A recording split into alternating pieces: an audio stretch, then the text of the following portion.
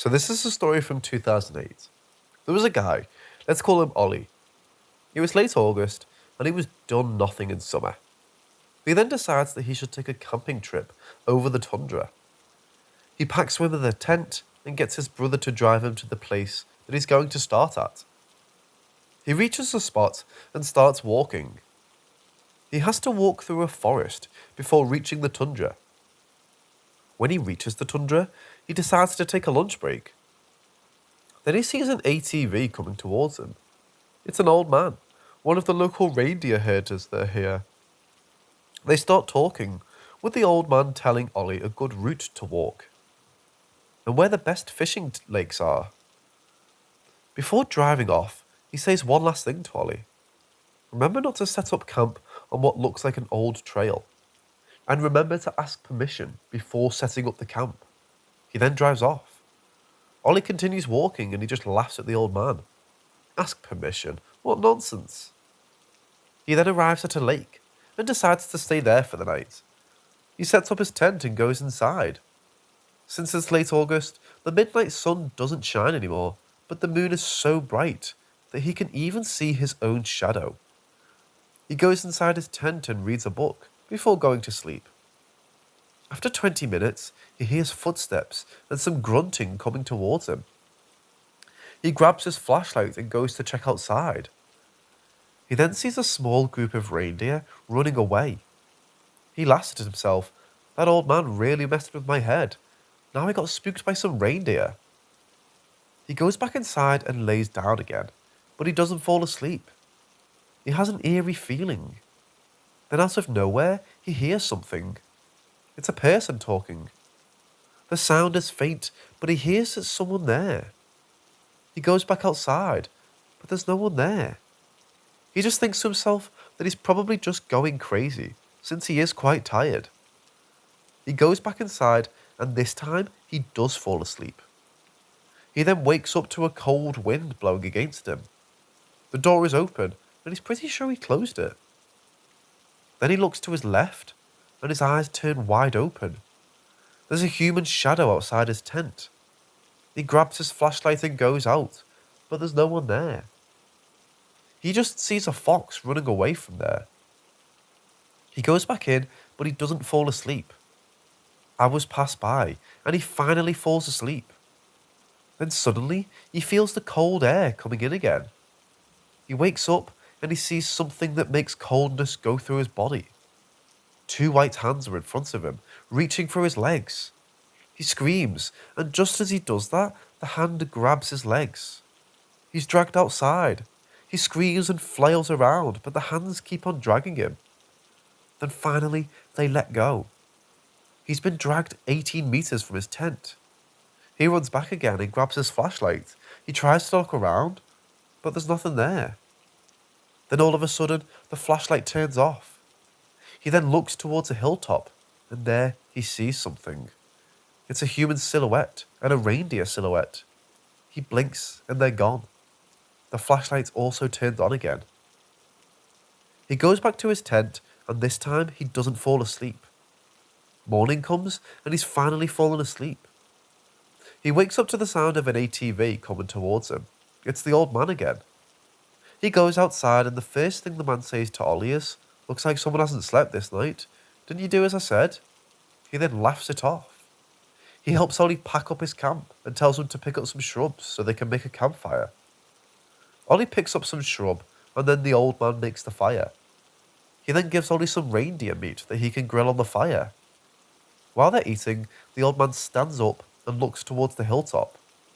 He then starts talking in the Sami language, something that Ollie doesn't understand. He then sits down again and tells Ollie a story. This lakeside is the old migration route of the Bavtos Elu of the mountains. He used to camp here when he was alive, when his herd grazed on that hilltop. He then follows up with, "I know he disturbed you this night, and I can see he dragged you along the ground. I asked him for forgiveness, and said that you didn't know that he used to live here. Bavtos Elu said to me this was just a warning, so that you might learn something." Ollie turned white. He hasn't told anything to the old man about his night. They pack up, and the old man gives Ollie a ride over some rivers to his ATV. Ollie continues his trip to the tundra and remembers to ask for permission on each place he sets up camp. He sleeps undisturbed each night. Then one day, he meets a man, about 30 years old. Name is Nihilus. They stop and talk. Ollie asks Nihilus if he knows the old man. Nihilus tells him that the old man is Rosavaki Mate of the Cross Valley. Ollie also tells Nihilus about the night he experienced. Nihilus just laughs at him and says, "You made the same mistake I did when I was younger. I also set up camp and didn't ask for permission. You could bet that I didn't sleep for the whole night." He then continues by saying that Mata is not a normal person. He's said to speak with the dead, and he sees things that other people can't see. He knows everything of these mountains and his tundra, and all of its story. He's also been said to heal people. There was once a child that had accidentally cut himself with a knife. Luckily, Mata was there. He stopped the blood and held the wound with his hands. The child stopped crying, and when the ambulance arrived, the child said that it didn't hurt anymore. The cut was also quite deep, as you could almost see the bone. The child recovered really fast too. Ollie continued his trip until he finally arrived to the town he was walking to. There he took a bus to his hometown and was quite tired of his trip.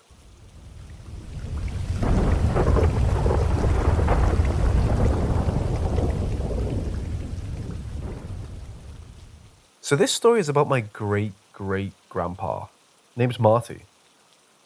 He was on his way to his herd after being on a trip in town. He was with his trusty reindeer that is pulling his sleigh. The reindeer is really calm and isn't spooked easily, so he really likes to take him into town to trade and buy stuff. They were walking along a forest on their way to the tundra and his family. It's really dark, with only the moon that gives out a bit of light. He isn't bothered by that. He's walked through this path hundreds of times without any problems. He does a little yoik, yoinking his trusty reindeer. Then out of nowhere, the reindeer stops. Marte tries to make the reindeer move, but it doesn't even budge. The reindeer is looking at their left side, looking at a thicket. Marte decides to look in the same direction as the reindeer, but the darkness makes it so he doesn't see very well. Then suddenly, out of nowhere, a bone-freezing cry comes from the trees. The reindeer gets spooked and starts running. Marte is fast enough to jump on the sleigh before he gets left behind. The reindeer is sprinting away and isn't even thinking of stopping. Marte looks behind him, and in horror, he sees a small shadow following them and shrieking. He can barely see it, but he does see it has a human shape. Then he whispers to himself, "God damn it, it's an Aparis." The reindeer is running at 60 kilometers an hour, and the shadow is right behind them. Marte thinks to himself what to do, because if that thing manages to run 3 circles around him, he'll go insane. He yells back, "Child of the forest, if you let me calm down my reindeer, I can help you." It works. The shadow stops. The reindeer has calmed down enough. He jumps off the sleigh, takes the sleigh off the reindeer, and ties the animal to a tree. But he doesn't tie it properly so that the reindeer can break free if things go south. He pulls out a candle and lights it. He draws a cross on the snow and sits down. He then says, "Come out, I'll help you." Sure enough, behind a rock, a small child appears. Probably 4 years old, skin pale as snow, missing an eye and a foot. It only has a small leather dress on it. Marte then tells it that he's going to baptize it. He starts by drawing a cross on its forehead. Then he starts to pray. He does the Lord's Prayer, but he starts at the end and reads it backwards. He then gives the child a name, and since it's a girl, she gets the name Needle. The child now looks at Marte and whispers the words "thank you" to him. It then runs back into the woods. Marte takes the reindeer and escapes the place as fast as possible. He returns to his family, but decides not to tell anyone in case they become scared. But after that, the crying wasn't heard again. So a short explanation of the Aparis. Back in the old days, the Sami people had hard access of getting medical help since they lived so far away. So if a child was born with a disease or was injured, they couldn't afford to treat the child. They had limited resources, so taking care of a sick child was a risk to themselves. So they would have to leave the child to die in the forest. The child would then die and become an Iparas. It would then haunt the area, crying for its parents. The cry is said to freeze bones and make the bravest of people piss themselves. They're really fast and will try to run circles around you. If it manages to do 3 laps, you would become insane. Some are said to turn into a ptarmigan, a type of grouse bird, and the only difference is that it has red legs. There is a way to escape any paras. Speak calmly to it, just like with a child. Then you're going to baptize it. By reading the Lord's Prayer backwards from end to beginning and giving it a name. But do not give it a human or animal name. Common ones for boys are hammer, knife, axe, etc. And for girls, needle, gold, spoon. Then the child will leave and is never heard again after it has found peace.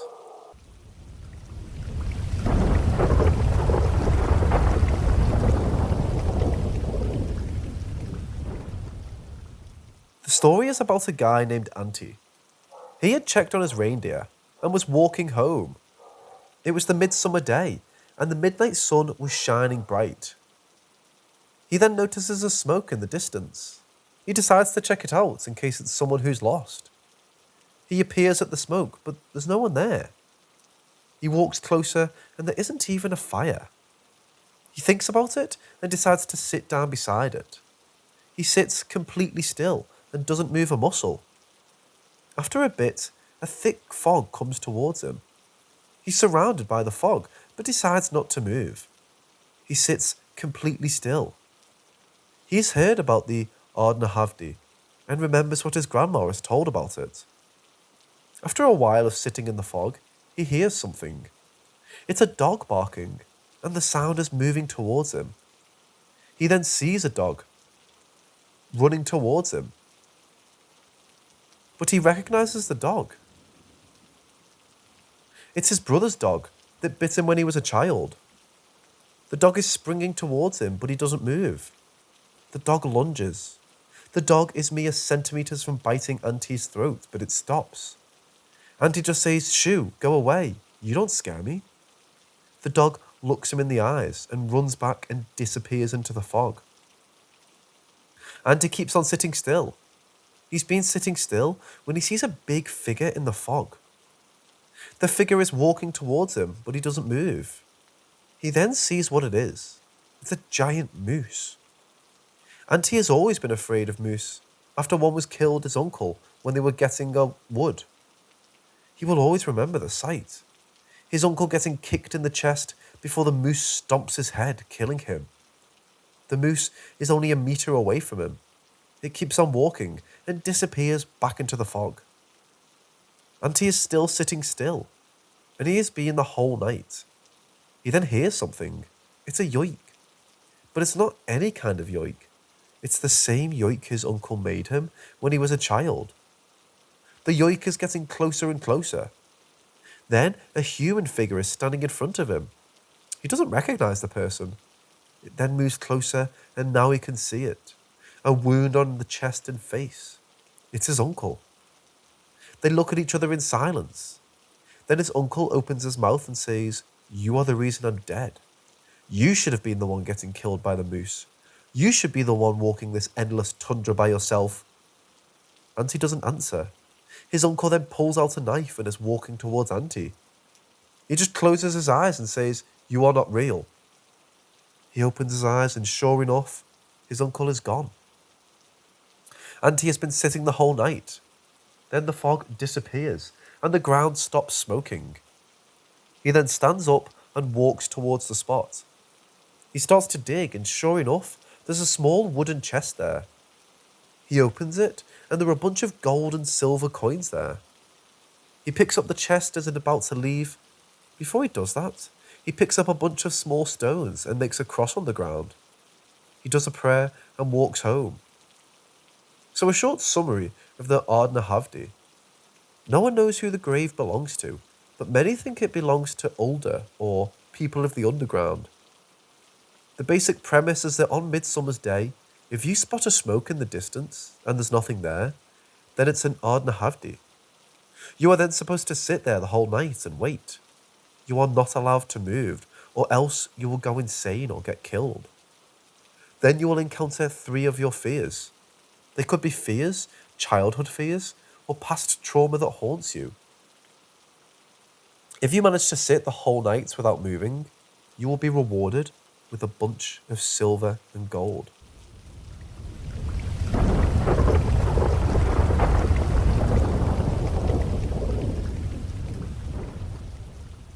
In 2004, me and my family went to visit some family friends in the countryside of Italy. It was me, 11, male, my big brother, 15, and my parents. We get to their house and it's pretty isolated, at least a 10-minute walk to the closest neighbour. We were all struck by this very old beige and beautiful brick house. The house has 2 stories and divided in the middle with a wall. 2 families shared this house. Originally, there hadn't been a wall dividing it. Our family friends lived on the right side of the house and the neighbours on the left. As it turns out, the neighbours were moving out just a day after we arrived. My parents had the idea that me and my brother could stay on the near empty left side of the house to make it less crowded on the right side. We agreed happily, but would later regret this decision. So when the neighbours finished moving and left, me and my brother were asked if we wanted to go check out the left side of the house, since we would be staying there for a week. As we enter the front door, we notice that the hallway is just cobblestone, no tiles or floor. In front of us on the left is a staircase, and on the right, the hallway continues a bit, leading to a storage room. As we both climb the creaky stairs, we state that this place is weird and a little bit creepy. Cobblestone in the hallway and the old squeaky wooden stairs. Anyways, at the top of the stairs, you face left and see into the kitchen, and the bathroom is to your right. Walk into the kitchen and go left, and there's a bedroom. This is where it gets bad. The neighbours had only left a few things behind, which was a queen-sized bed in the bedroom, a cross hanging on the wall above it, and a portrait of Mother Mary on the opposite wall. Me and my brother lay down on the bed and discuss why they left these strange things, and go on to say we feel a bit uncomfortable here, like we're being watched. We had been in the bedroom about 10 minutes, when suddenly we heard a noise from the bathroom, like something fell on the floor. We lean over the foot of the bed to see through the kitchen into the bathroom. We saw nothing and laughed at how spooked we were, but as we were laughing, the light in the bathroom turns on with a distinct click and then off again. We stop hanging over the foot of the bed and sit so we can't see into the bathroom anymore, but we still hear the clicking. We looked at each other with a mild panic, saying with only our eyes, "What the fuck?" when my brother starts laughing hysterically. Now I was scared as hell. Why is he laughing? As I look at him, I'm getting even more scared at how long and crazy his laughter is. I noticed that his eyes looked scared while he's laughing. And then he said, laughing, "I'm scared, I can't stop. I don't know why I'm laughing." Everything had piled up. Old creepy house, the stuff left behind, feeling watched, the lights going on and off, and my brother's strange laughing episode, and the overwhelming feeling of not being welcome.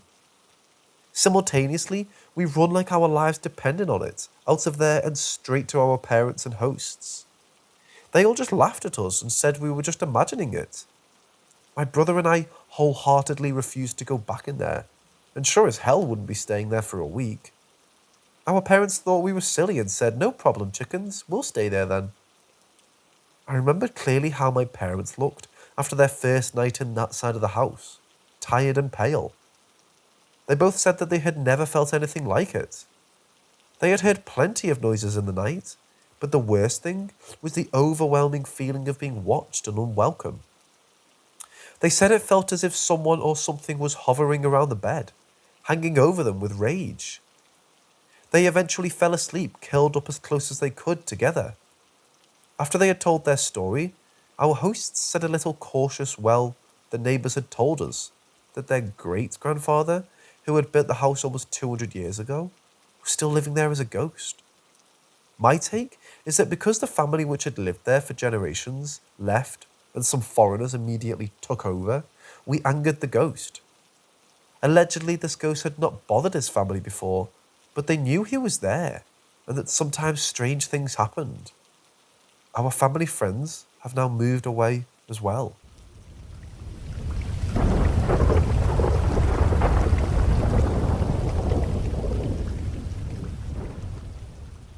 Well, I moved recently with my family. I shared here that I used to see the ghost of my dead great-grandmother in the house I grew up in, but now it's being demolished to build a new 32-story building. This new house is far from the city centre. In Brazil, it's normal to live near the centre of the city instead of the suburbs. We chose here because it's calmer and less expensive. It's a nice, modest house, and everyone's comfortable. My girlfriend was here a few weeks ago, and we were playing with my dog at my bed, and out of nowhere, the dog starts barking at the wall and runs away. My girlfriend and I didn't see a thing. The following week, I went out for some drinks with my friends and got home a little tipsy, but not out of my mind drunk. When I opened the door, I saw a dark figure standing at the end of the hallway, at the door of my room. When I got my phone to start filming, it went away. Yesterday, I went upstairs to talk to my sister in her room, but I saw something way more interesting. My dog was afraid of her window.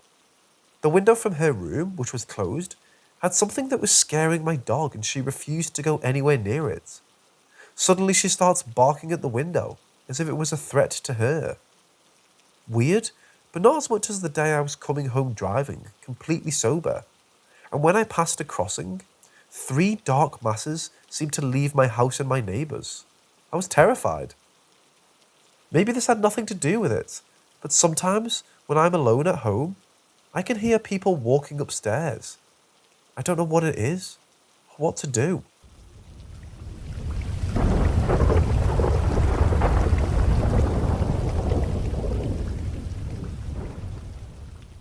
I had a weird encounter today at the gym. I usually don't go to this gym too often, but today I walked into the men's changing room, and I walked past what looked like a man standing by the mirror. He was shirtless, and was either wearing all black pants or shorts. I couldn't remember when I walked past. I wasn't paying much attention, but he was just looking straight into the mirror, standing still, as I walked behind him to the benches to change. He was the only one in there with me. As I walked to the benches, it was really quiet, and each step I took echoed really loud and bounced right back all around me. I don't know how else to explain it, but it just didn't feel right in there. But I just ignored not even having a reason to feel that way. As I put my jacket in my bag and took everything out of my pockets, I kind of felt eyes looking at me, but just ignored it as my back was facing him, and it felt as if he turned over to his right to look over at me. When I was done putting my stuff away and turned back around, he wasn't in front of the mirror anymore. I walked back towards the mirror to walk where I had first come from to exit, and once I got to the mirror, I looked to my left, and I see him there posted up by the wall with a very creepy smirk looking right at me. His eyes I couldn't really comprehend. His face looked deformed. I was kind of in a shock. He looked like the Truth or Dare face if you've seen the movie. I paused and got a good look at him and then just walked out. As I was walking out, I said, "You think I'm scared of you, motherfucker?" No reply, and walked out the changing room door and did my workouts.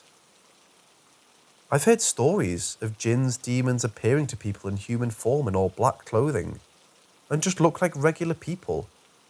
I've had a couple experiences like that not too long ago, but what happened today was much more aggressive.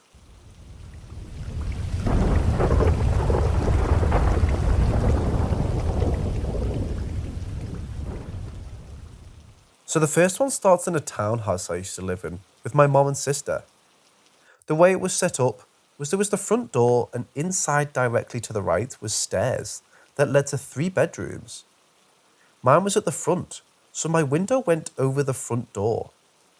Any time of day or night that you'd look inside my room from outside, it always looked like it was getting black. Even with the light on, it would do this. But there would always be a weird halo around my closet door, and that had no light bulb in it, so no explanation for that. One day I was sitting in my room just on my phone, wearing an oversized t-shirt that covered my blanket. My door was closed and none of our cats were inside with me. I don't remember falling asleep, but I woke up after like 20 minutes and my legs stung really bad. So I looked and I had like 30 scratches all over my thighs, just deep enough to break skin. And I know it wasn't me. I had a really bad habit of biting my nails off. That room made me so uncomfortable, I refused to sleep in it for like 6 months, until my mom forced me to stop, because she thought I was being ridiculous. I also had friends tell me they had seen very tall, dark figures in my doorway while coming up the stairs to my room.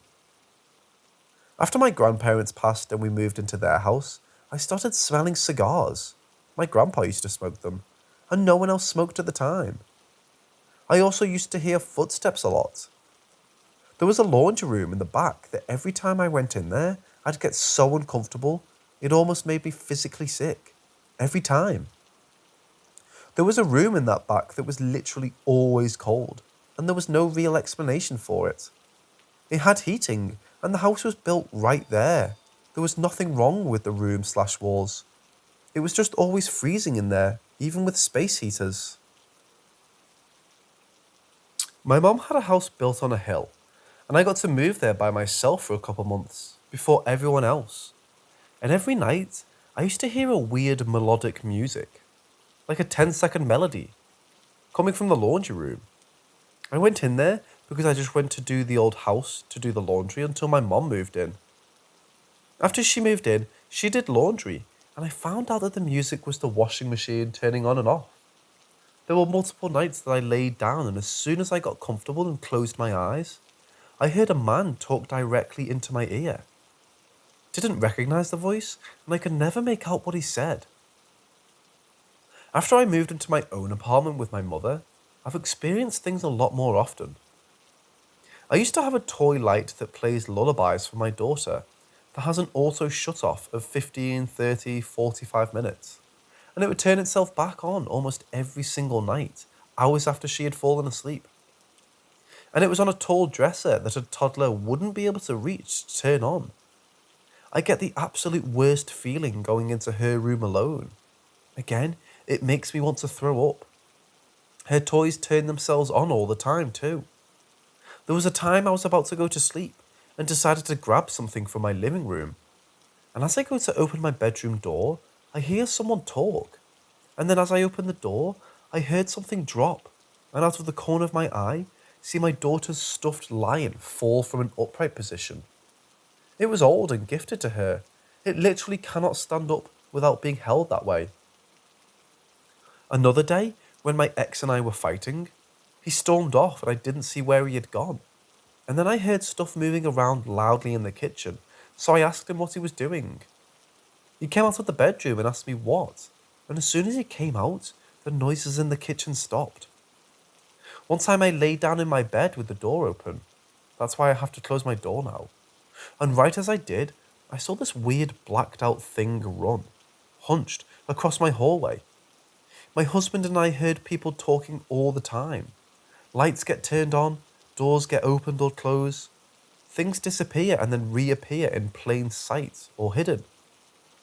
I felt someone touching me when I know for a fact there was no one near me. Also, sage literally will not burn in this apartment. Like, I'm not making this up. You can try all you want to light it outside. As soon as you step outside, it'll spark up. If you light it outside, then come inside, it immediately burns out. I've never seen anything like it.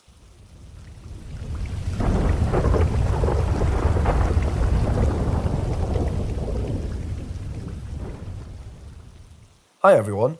Just wanted to share some of my experiences that happened at one of my old jobs. This happened to be in a dialysis clinic where I was a nurse. If you don't know, a dialysis clinic is where people with kidney failure go for their treatments 3 times a week. I typically worked from 4:30 am to 7 pm. I would usually take my first break around 6 am. No one else would be in that part of our unit until 7:30. I'd take a nap in the storage room where we had an old dialysis chair. From that spot, a lot of the staff would experience nightmares or sleep paralysis. For me, I would often feel ice-cold chills next to me, despite being wrapped in blankets. I've heard whispering when no one else was around. One time, I woke up from a nap to find my shoes that I had kicked off stuffed with paper towels. On the treatment floor, we would notice that from particular stations, some equipment, such as blood pressure cuffs, would start swinging at random times. We also had times where before the PTs arrived, the call lights would be activated. Our call lights had a physical button that had to be pressed down with some force. So the call lights would be activated to an empty station. We'd turn it off and another call light would be activated on the opposite corner of the room. The craziest thing that happened to me was when I was closing the clinic up by myself. I had stayed a little late to catch up on some paperwork, and all the other staff had left the building already. At times, the clinic went dead silent. All the ambient noise from the buzzing of lights to the noise from outside went out, as if a mute button had been pressed. I didn't think much of it, since I wanted to get my work done and go home. Afterwards, I headed towards the back of the unit, near the storage room where we would take naps, to turn off our water system for the night. As I was heading out, I instinctively kept looking back over my shoulder. I picked up my pace because it felt like something was chasing me out. As I reached the end of the hallway, I felt a whoosh of energy go through me, and the banners along the sides of the wall started shaking. At that point, I left the clinic without clocking out and got to my car as fast as possible. I figure that there's a lot of spiritual energy in places like these, since the PTs spend so much time there, often feeling negative emotions, dealing with their illness before eventually passing.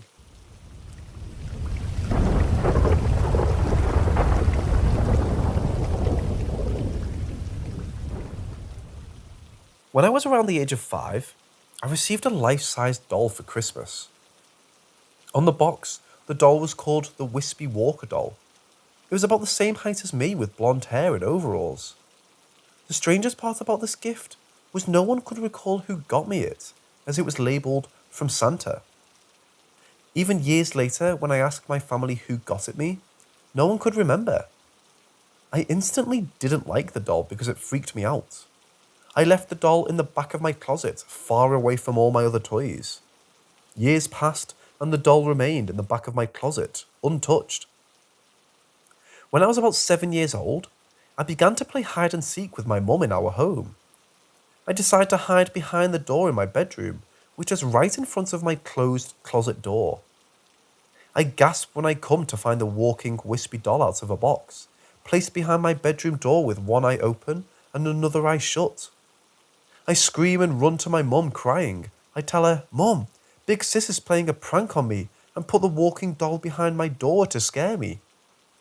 My mother, confused, explains that my sister had left for camp this morning with her class. My mum walks over to check behind the door and there was no doll. My stomach drops and I'm at a loss for words. "Maybe you're just seeing things," my mum told me. We opened the closet to check if the doll is still inside. It was, but outside of its box. I had never taken the doll out of its original packaging. I eventually got rid of it, but every time I remember this story, I get chills.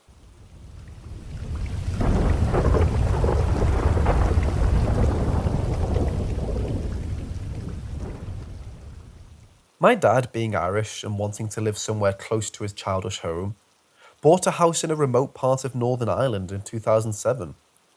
It's a pretty old farmhouse, 18th century I think, and back then was completely dilapidated.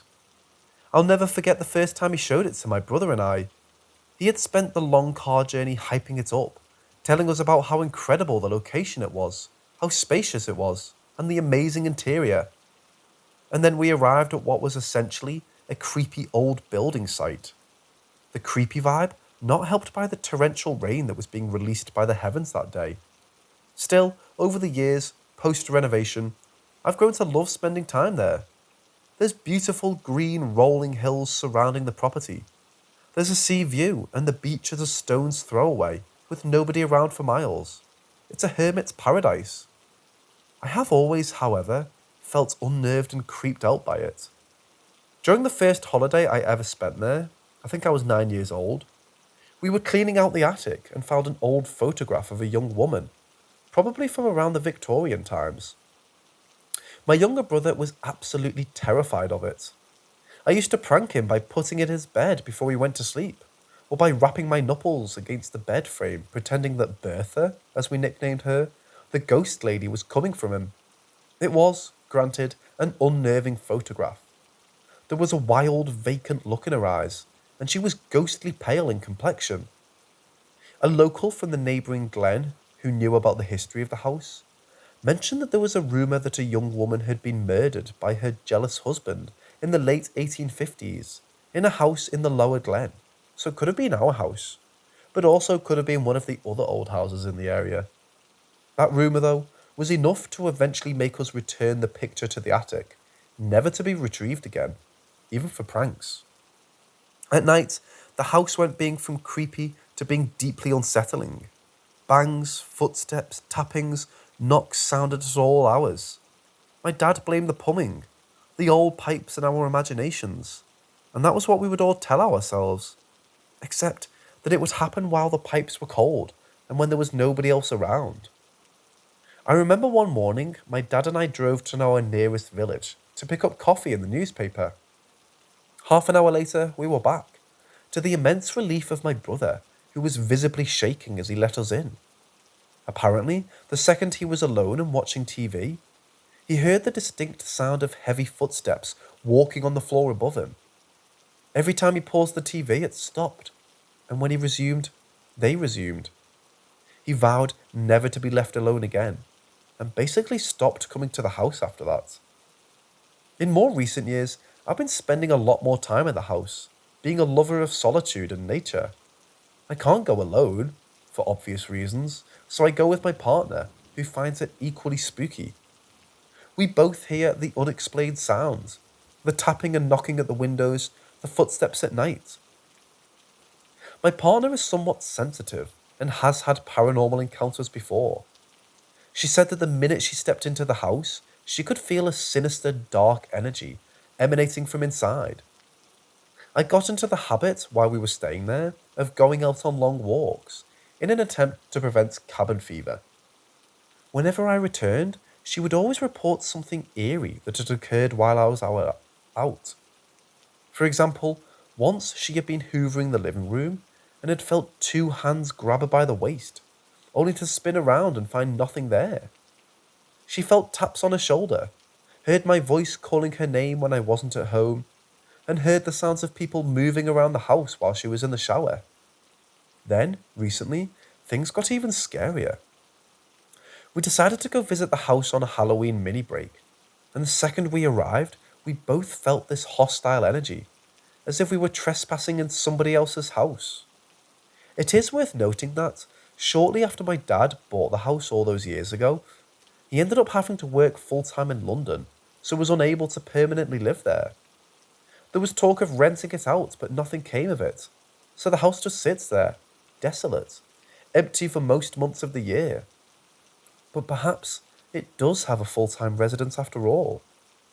Anyway, we decided to try and shake off the feelings of unease and celebrate Halloween.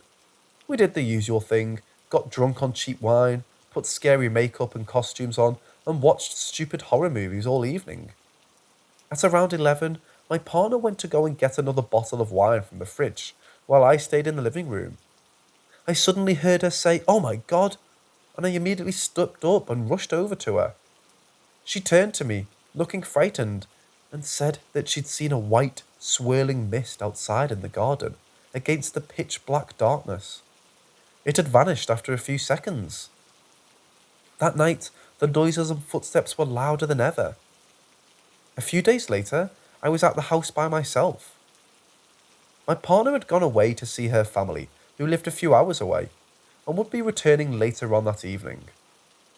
I was sitting at the desk working downstairs in the living room, trying to ignore the growing uneasiness I was feeling. Then, I started to hear, same as usual, footsteps sounding upstairs. But this time it was different. It was louder, as if a flurry of people were trampling around upstairs. I could hear the sound of bedsheets being moved, furniture being moved. It was coming from the upstairs room at the end of the house, where most of the unexplained noise originates from. The way I described it to those I related it to was that it sounded as if a few people were making preparations upstairs for a visitor, except I was all alone. I was petrified and immediately phoned my partner, telling her what was happening. It was so loud, she could hear it over FaceTime. So now for the most recent, and in my mind, most terrifying happening in the house. This happened less than a week ago, in the early hours of Monday morning. My partner and I had flown over for a weekend autumn break, and had been due to fly home that morning. However, she suffers badly from endometriosis and had a flare-up, which meant that we ended up delaying our flight. Anyway, it was about 5:30 in the morning and we were both in bed. She was asleep, exhausted from feeling unwell, but I was wide awake and listening to upbeat music, just praying for tiredness. Suddenly, without warning, I became overcome with this intense, consuming feeling of dread. I went from feeling good to feeling completely freaked out in the space of about 10 seconds. I took my earphones out and turned the music off. From my position, I could see the door and most of the room aside from the side of the bed. My partner was sleeping nearest the door. I was on the other side. The room was dark, but some morning light was starting to filter into the cracks between the blinds, with the shapes of the furniture in the room being visible. I could see the cracks of light underneath the door being reflected onto the wall opposite, as we'd left the lights on. And then, I saw something. A shadow moving back and forth underneath the floor. I started to feel even more afraid. Then I heard a very loud footstep just outside the door, where the shadow was coming from, and the heavy creak of floorboards. I was at this point completely paralyzed with fear. Then, and I still can't believe this happened as I type it out, I saw a dark grey figure glide from the door across the room. It was hooded, almost Grim Reaper-esque, and I distinctly remember observing its transparency as it floated in front of the big wardrobe and around the bed to where I was laying. It was at this point that it went out of my line of vision, and being unable to physically move, I didn't turn to see where it went. I summoned up the courage to use my right hand to shake my partner awake. She, after a good few minutes, woke up and turned the light on, becoming concerned when she saw the state I was in. Apparently, I was totally pale and shaking and unable to speak, until she had managed to calm me down. I'm still recovering now. It was the most visceral, horrifying thing I'd ever witnessed. I think what made it so scary was the fact that I got a very sinister energy coming from whatever the thing was. We're now back at home, and I'm not sure if I'll be back to the house for a long time.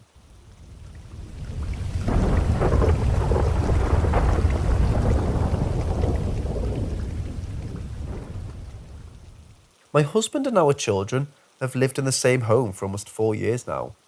The home was originally built in 1906. At the time this story takes place, we were remodeling our kitchen and bathroom. About 2 years ago, my little brother came to visit for a couple of weeks around Christmas.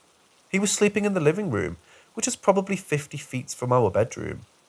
The second night he was there, around 3:30 in the morning, I wake up to him shaking me and standing on my side of the bed with a Mountain Dew and a bottle of water. He scared the holy hell out of me. Freaked out, I asked him what in the actual funk was he doing. He said, "What do you mean? You asked me to bring these to you." Confused, I said, "Wait, what? No, I didn't." He said, "Yes, you did. You yelled across the house for me to bring these to you." I was a little confused, but thought maybe I was yelling in my sleep and dropped it. The next day, I yelled out to him from my room while folding laundry.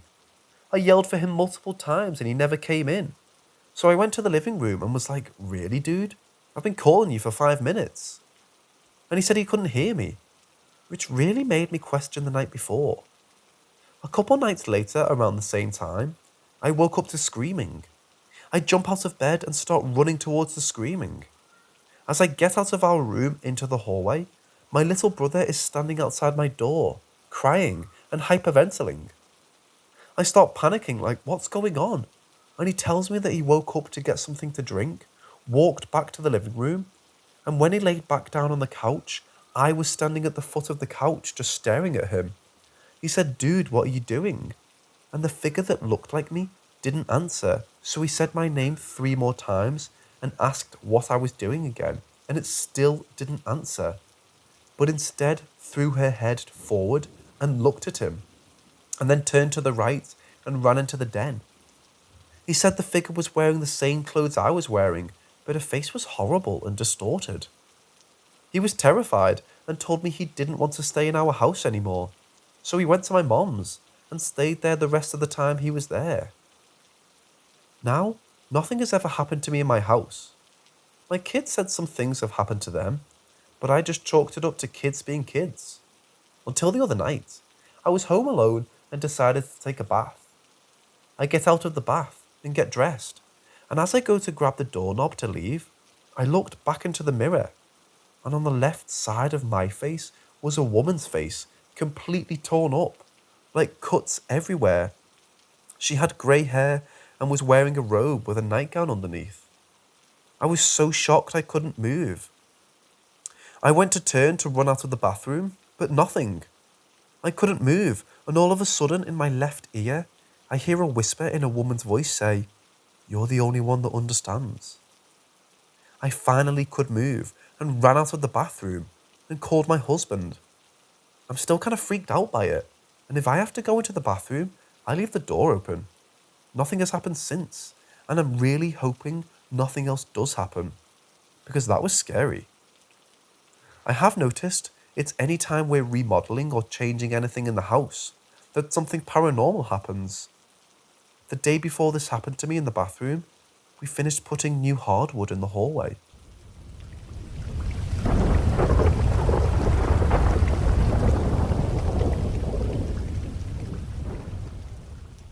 Keep in mind, I've never been much of a believer, especially around the time this happened. This is really the only unexplainable event that's happened in my life. Back in 2013, I was 19 years old. I was with my friend at his great-grandma's house, who he was staying with, and our other friend. It's down in San Isidro, not a nice area. The house was in the middle of the barrio. It's a very small and very old house, so it's likely to have some history. We would frequently go there to hang out, have a blunt and some beers on the porch while listening to music. In many cases, we would spend the night to avoid driving, after the beers. Sometimes I get a really creepy vibe there. His grandma stayed in her room most of the time, but sometimes would crack the door open and I would see her pale face peeping through. Creepy lol, but also just the old antique feeling of the house wasn't always ideal for comfort. Anyways, one night me and my friends dozed off and fell asleep. My friend in his room, the other on the couch and me on the floor. Suddenly, I'm woken up by my friend on the couch who's frantically looking for his phone.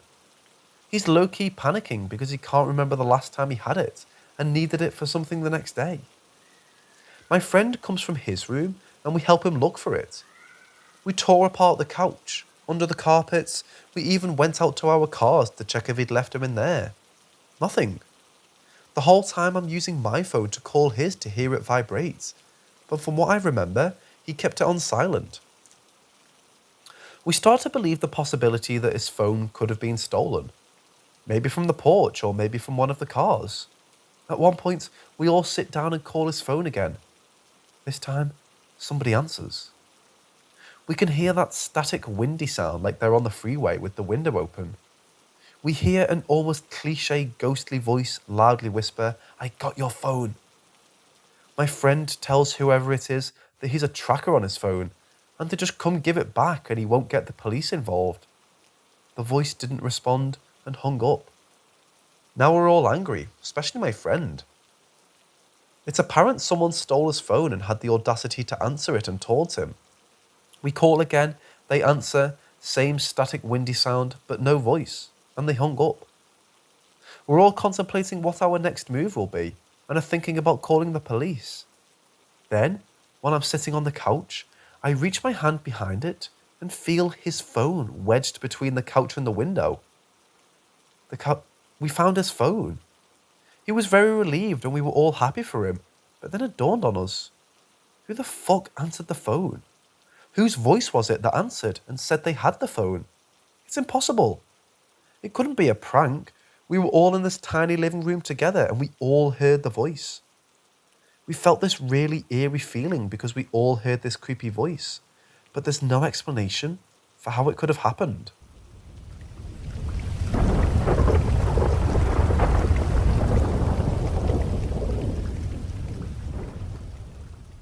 I've never really told the certain friend mentioned in the story about this, because I didn't want to freak her out, but I thought it would be cool to share here. I have a million ghost stories, but this one takes the fucking cake for top scariest. So when I, 16 female, was about 11, 12, in the 6th grade, I had a best friend. Let's call her A. A and I were super close at the time, and we would have sleepovers very often. Her house was really big and really old, and some of her family and not family, previous owners, had died in said house. She's seen a bunch of spirits in there. A woman with brown hair packing up, her dead dog, hearing her grandpa's footsteps, and some other footsteps that sounded like a little girl. Up until this story happened, I had only really heard the footsteps, and in my logical 6th grade brain, chalked it up to the AC or some shit. A, however, knew it was a ghost. So one day, she invited me over for a sleepover, and I accepted. We were in her room at about 1 AM doing each other's hair and makeup. We decided to wash up and go to bed. We watched Pretty Little Liars until we fell asleep. Fast forward to about 3:30, I wake up needing to use the restroom, but when I open my eyes, I see this giant ass figure standing at the foot of her bed. Homie, this motherfucker had to be 10 foot tall and completely blacked out. I mean, it was a giant standing shadow. I was like, what the actual shit? And decided the restroom could wait because there's no way in hell I'm getting up now. I tried to fall back asleep and I could still hear it breathing and I could feel it looking at me. I swear it knew I was awake. I eventually wake up and it's daylight outside. I wait until breakfast to ask A, so what other spooky stuff goes on around here? She said she pretty much told me everything, but then was like, oh yeah, sometimes I see this dark shadow near my bed. Well, damn, that makes sense. Never saw it again after that, and continued to spend the night with her, often as usual.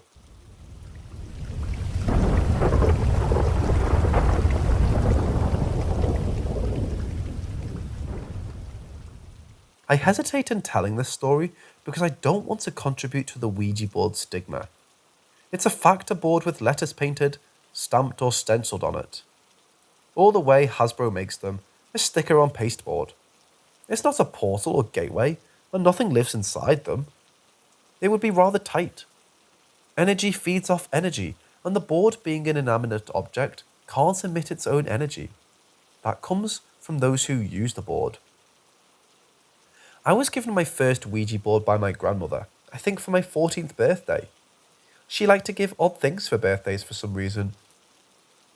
A group of the neighbourhood kids were bored and hanging out in my room. We didn't know what we wanted to do, so just hung out chatting about whatever kids chat about. There was one girl being stoopy and looking in my closet and spotted the board. She came out all excited and asked if we could try it, and I said, yeah, whatever.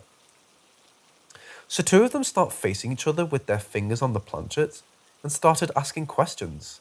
Silly questions like, does so-and-so like me, or does he have a girlfriend?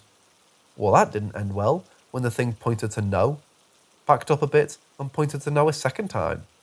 She got upset and decided she didn't want to play anymore. Then it was my turn with someone else. I forgot what she asked, but the planchette didn't move, and she became frustrated, so she got up and someone else sat down. This is where things became weird. She asked if she could speak to her grandmother, who had recently passed, because she missed her, and it pointed to yes. So the thing starts doing a figure 8. slow at first and then gaining momentum. Then it stopped. This girl started to ask if her grandmother was present. It said no, and she just had to ask who we were talking to. Well, that did it. It spelled out devil. A rocking chair across the room started rocking all by itself. There were screams and a stampede out of my room and out of the house. Luckily, no parent were home at the time. They didn't tell their parents right away, but later that night, they all had nightmares, and they had to tell their parents. Their mothers called my mother all upset. Apparently the fathers thought it was funny, but the mothers didn't, and I got in trouble. Even though I wasn't the one who pulled the board out of the closet and said so, but that didn't matter. Grounded. The nightmares weren't all they suffered. Of course, looking back, I think that group exaggerated just a wee bit. They heard things and felt things that scared them so much they slept in their parents' room a night for a week. I think that pissed the mothers off more than what happened. They were told to stay away from me. Thinking back, we kids were taken advantage of by a prankster spirit who knew exactly what to say to scare kids, and it worked. Other than being grounded and my rocking chair rocking by itself, nothing happened to me. I didn't have any nightmares. The only nightmare was my mother, see or feel things. Some believe the idiometer is what causes the planchette to move. I think we, being hormonal teens at the time, worked a psychic connection or link together, causing the chair to rock. Or it really was a trickster.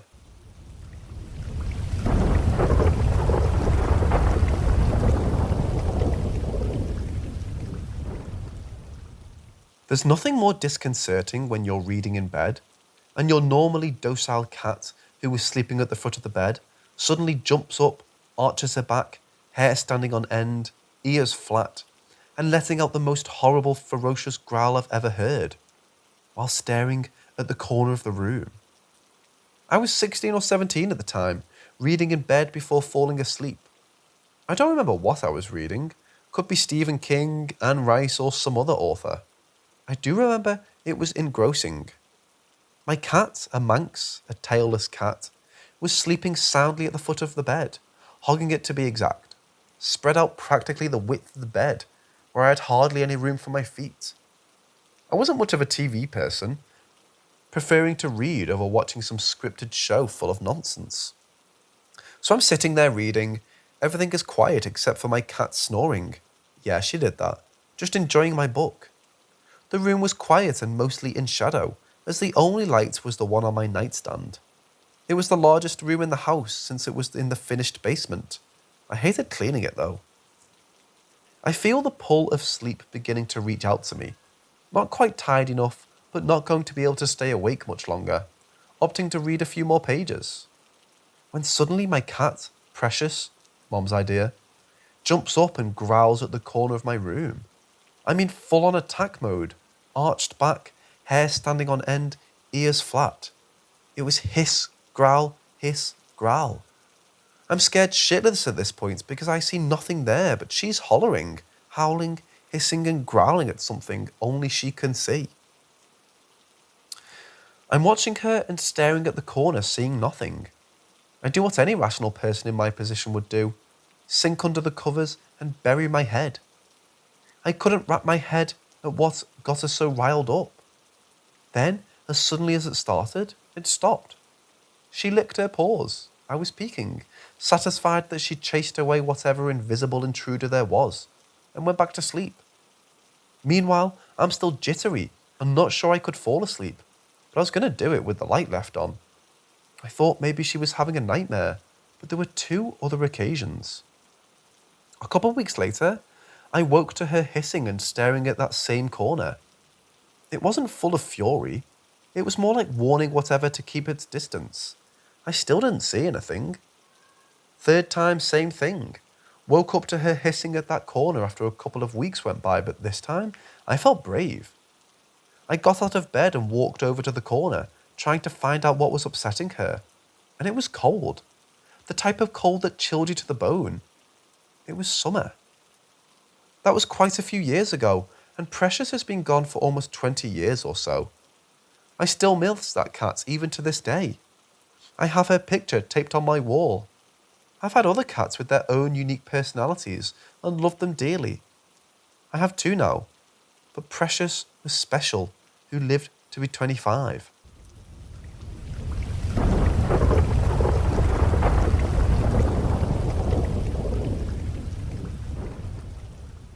This happened twice to me. I was reading as I always did before going to sleep. I don't particularly care for ebooks, but I read them when I'm in bed with the lights out, on my tablet, so I can turn it off and just roll over and go to sleep, without worrying about turning off a light. The first time, I was reading a story by I forget who. It was a Kindle book, and they seem to publish authors who have no hope of getting published, except self-published or on Kindle, but this one was pretty good. It was a ghost story, but truly people don't know how to write those anymore. So I'm reading and my eyes start to get tired. So I turn off the tablet and settle to fall asleep. And I was just drifting off when I heard this long, low, guttural growl right next to my ear. I looked to find the source, but there was none. The cats were outside, so it wasn't them, even though it really didn't sound like a cat, nor a dog for that matter. It ended without any incident.